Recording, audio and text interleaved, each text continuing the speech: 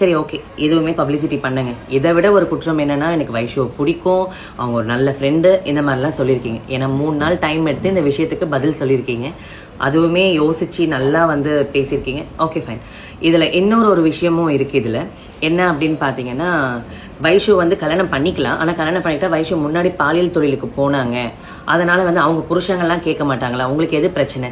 கல்யாணம் பண்ணிப்பீங்க, ஆனால் வந்து என் புருஷனுங்க கேட்பாங்களா? எனக்கு எத்தனை புருஷன் இருக்காங்கன்னு கொஞ்சம் லிஸ்ட்டு போட்டு எனக்கு அவங்களோட டீட்டெயில்ஸ் எனக்கு சொல்லுங்கள். அது மட்டும் இல்லாமல் ஷக்கீலா மம்மி அவங்கள பற்றியும் சொல்லணும். அவங்க ஒரு வீடியோவில் வந்து எனக்கு சொல்லியிருந்தாங்க, வைஷு வந்து அவங்களும் பேசுவாங்க, பட் இப்படியான்றது எனக்கு தெரியல அப்படின்ட்டு. பரவாயில்ல, உங்களுக்கு தெரியாமையே இருக்கட்டும். உண்மை ஒரு நாள் ஜெயிக்கும். நம்மளுக்கு மனசாட்சின்னு ஒன்று இருக்குது. இதே நாஞ்சிலுக்கு நான் கால் பண்ணால் எத்தனை மணியாக இருந்தாலும் வந்து கூப்பிட்டுட்டு போவான்றது அவங்களே அவங்க வாயால் சொல்லியிருக்காங்க. இவ்வளோ விஷயம் தெரிஞ்சவங்களுக்கு மற்றவங்களுக்கு எப்படி தெரியல அப்படின்றது எனக்கு தெரியல.